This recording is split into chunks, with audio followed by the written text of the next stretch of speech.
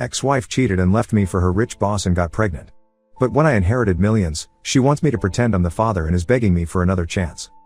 So here's the deal, my ex-wife, 32F, and I, 35M, got divorced about 6 months ago, and within a month of that, she was pregnant. My ex-wife, let's call her Olivia, and I had been together for 3 years and married for a year and a half when she told me that she had been having an affair with her boss, let's call him Samuel, 42M, for a couple of months. We have a 1-year-old son together, and when she told me about the affair, I was still trying to process it, but she already had the divorce papers and stuff ready because her boss had told her that he was ready to marry her. So far, the only reason she had been holding out was because she was not sure if Samuel was ready to commit to her or not. But as soon as she had some sort of commitment from him, she decided to dump me and the kid and take off with him. The divorce was relatively straightforward because I wanted full custody of our son and I got it. She didn't even bother to fight for it. Neither did she fight for anything else. I got everything that we had, and it made sense because now that she had Samuel, she was rich enough to have the kind of lifestyle that she wanted. After the divorce was over, I did not hear from her until recently, although I had heard from a couple of common friends that she had announced her pregnancy, just a couple of weeks after our divorce was finalized. I don't know exactly how many months along she is, and neither does that make any difference to me since she's out of my life for good. The divorce had been tough for me emotionally because unlike her, I was actually in love with her, and I thought that we had something real. In the 3 years that we had been together, I had always noticed that she had a bit of a materialistic streak, but I had honestly never thought that it would come in the way of our relationship at any point. I've been doing pretty well for myself since I am an oncologist, but I can't deny that Samuel is a lot richer than me since he wants the company that my wife used to work in. Even though they had grown pretty close since she started working there, I had never felt threatened by him because I always thought that they were very good friends, and I was always quite secure about our relationship because I believed that Olivia loved me as much as I loved her. Clearly, I was mistaken because if that had been the case, she wouldn't have found it so easy to dump me and leave. And I can still understand finding it easy to leave me, but how somebody can give birth to a kid and then just abandon them makes no sense to me. She didn't bother to check up on how our son was doing even once after this divorce, and that made it much easier for me to hate her because that's what she deserves. When she left me, she tried to tell me that the reason she was leaving was because I never had any time for her, unlike Samuel, who was always there for her. It's not that easy to fool me though. I know that the real reason she was leaving was because he was much richer than me, but when I brought it up with her, she started cursing at me and acted like I was a terrible person for even implying that, even if it was the truth. But anyway, the reason she reached out to me recently was also something to do with money, and that just proved me right because recently, I have been named as the sole heir to my uncle's fortune. For context, my uncle was a businessman who built a fortune for himself in real estate and owns one of the largest real estate companies in the state. He never married and never had any kids of his own, but we were pretty close. He adored me, and I knew that, but I still hadn't expected him to name me as the sole heir to everything that he owned. Everything is still being evaluated, but I know for a fact that I'm looking at an estate worth more than $2 million, and I haven't even started to think about how much his assets are worth. He left the company to me as well, but I'm honestly not interested in running it. Luckily, he had also left instructions to me in case I did not want to run the company, and so, according to him, I have appointed his CFO as the current CEO so the company keeps running smoothly. But I'm still going to be benefiting from whatever he makes from the company, so I can easily just retire right now. However, I'm still going to continue working because I love the work that I do, and with all the money that I have right now, I can even give back to society in much bigger ways. But that's enough about my own noble plans. Let's talk about Olivia's not so noble ones. Last week, I told a couple of my friends about my inheritance over dinner and drinks, and all of them were pretty surprised, but most of them seemed happy for me. But I guess one of them was not happy because somebody snitched and told Olivia about it, so that's how she found out, and the next day, she showed up at my house and said that she needed to talk to me. She was heavily pregnant, and I was about to tell her to go away, but I had a gut feeling that I would want to hear her out, so I decided to let her in because she was back after almost 6 months of the divorce, and I guessed that it had to be something important that brought her here. However, at the time when I had invited her in, I had no idea that she knew about my inheritance.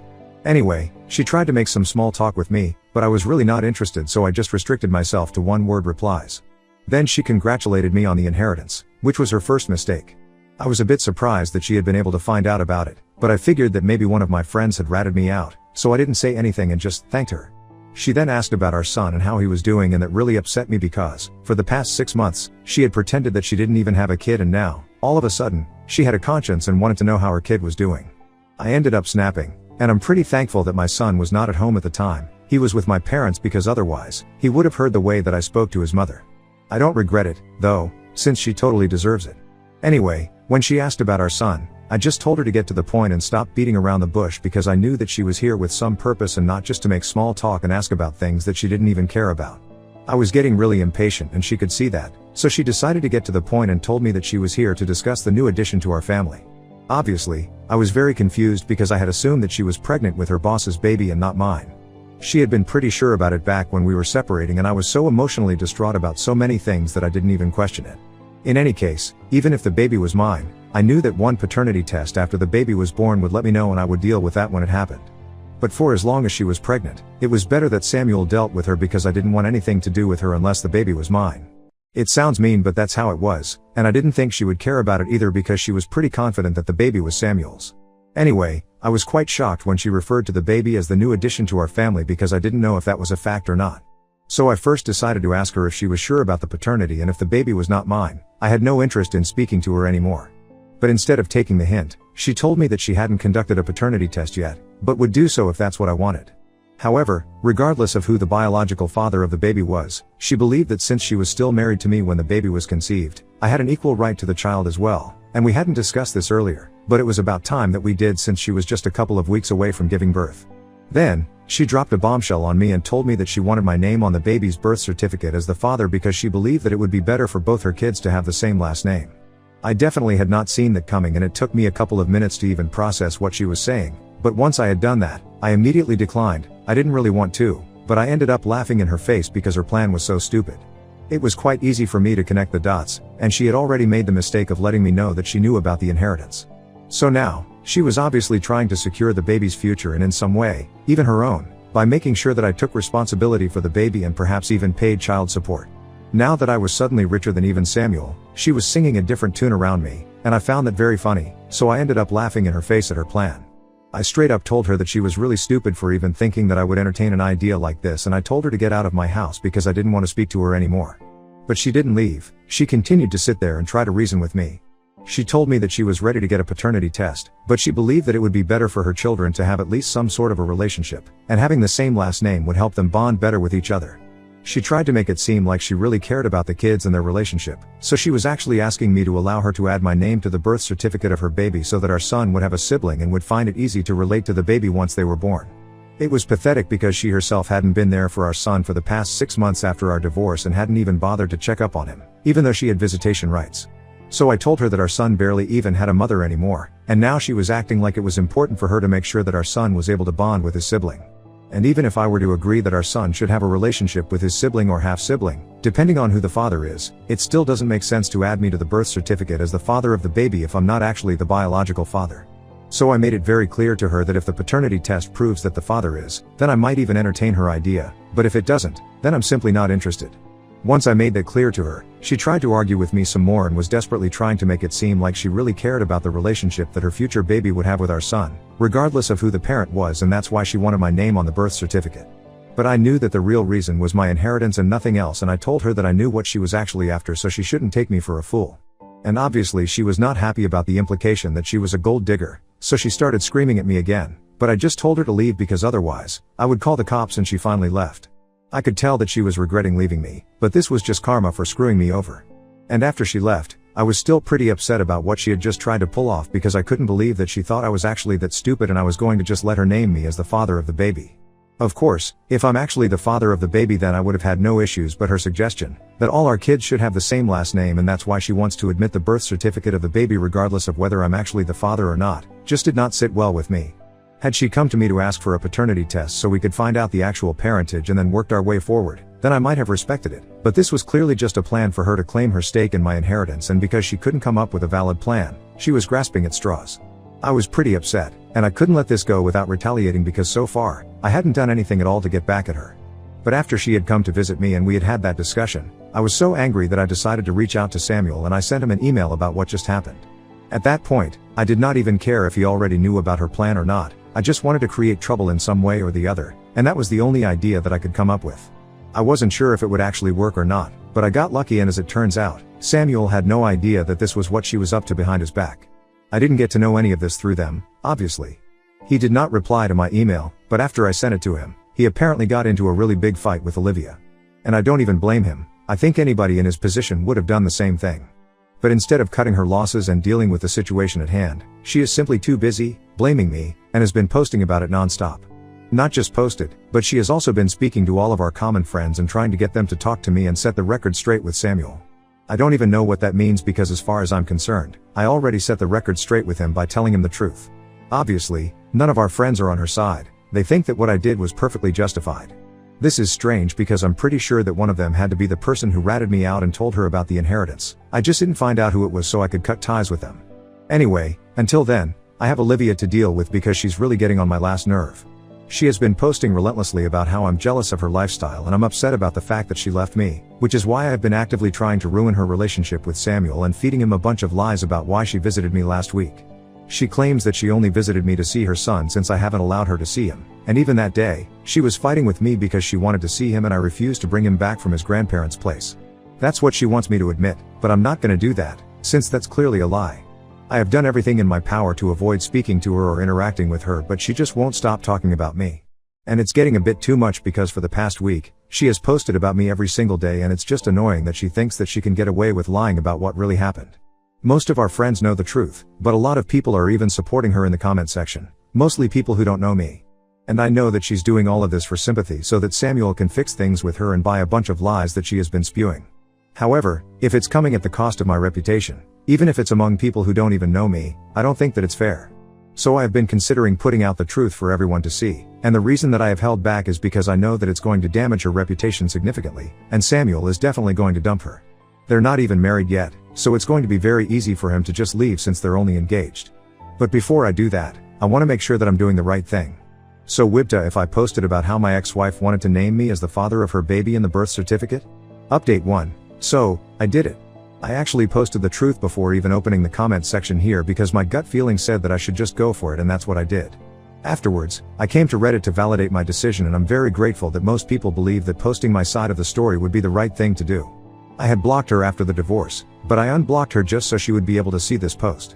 Most of our friends are supporting me, and even though I know that I'm doing that, I think I'm with or without the support, I think it means a lot to me that they are standing by me. Because I'm pretty sure it's really pissing her off. She hasn't been able to get the kind of sympathy that she wanted. And from what I know, she hasn't had to move back in with her parents because Samuel doesn't want her living with him anymore. It has been a week and 4 days since I sent Samuel that email, and even though he hasn't replied to me, a lot of things have happened since then, and I know that there is trouble in paradise. I'm pretty glad that this is happening to them because she left me and our son for someone else, just because he was richer than me and Samuel. Well, he was just a homewrecker. I'm glad that karma is finally catching up to them and I really hope that this teaches them a lesson of a lifetime. Even if it doesn't really matter because I'm still going to be rich and I'll be happy with or without them. My son and I are even planning on taking a vacation in a couple of weeks because I think I need a break. I've been working myself to the bone ever since the divorce and now that I'm finally getting the closure that I thought I needed, I think a well-deserved break will do me a lot of good and when I come back, I'll be ready to work even harder.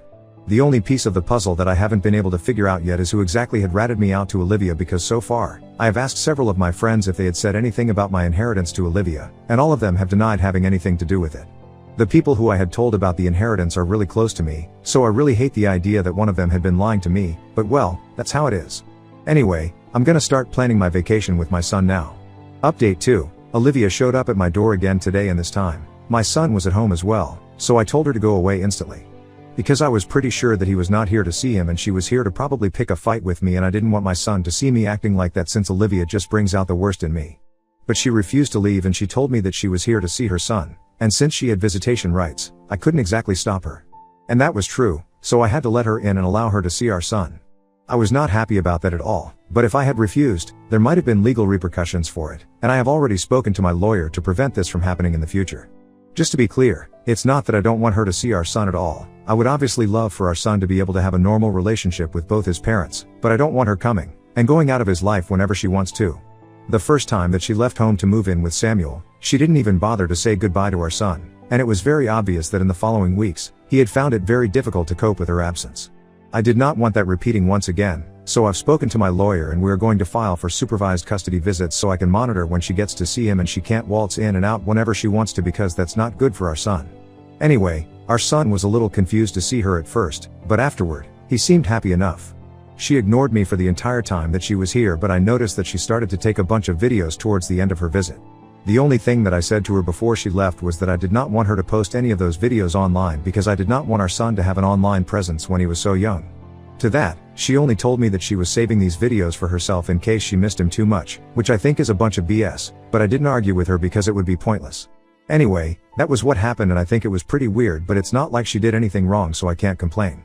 Update 3. So I had asked my lawyer to file for Olivia to have only supervised visiting rights after she visited us out of the blue to see our son a couple of days ago, but after what happened last evening, I don't think that's going to be necessary anymore. After her last visit, she hadn't posted anything against me, and in fact, she had been pretty inactive on social media for quite a while. She had made a few posts against me after I had put out my side of the story, but that was just for a few days and then, she just went silent. And then, she paid me a visit to see our son, which was also quite strange.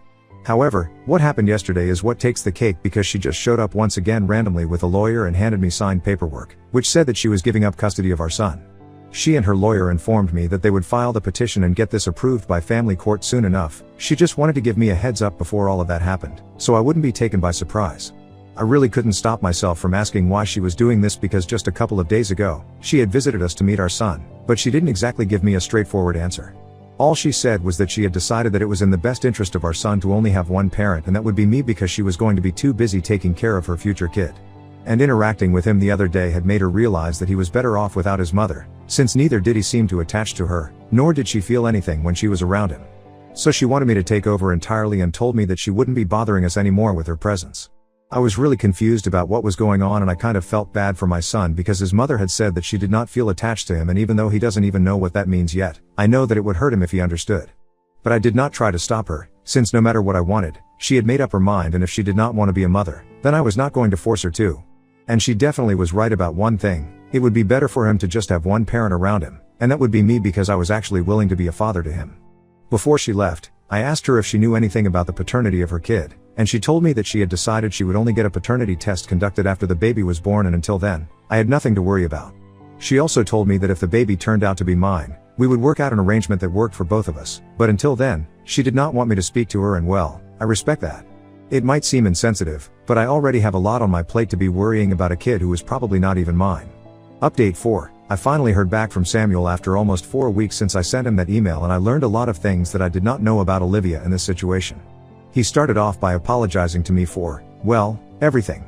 But I'm not going to get into that. After the apology, he told me that they actually had conducted a paternity test a couple of weeks back and they knew for sure that the baby was not mine.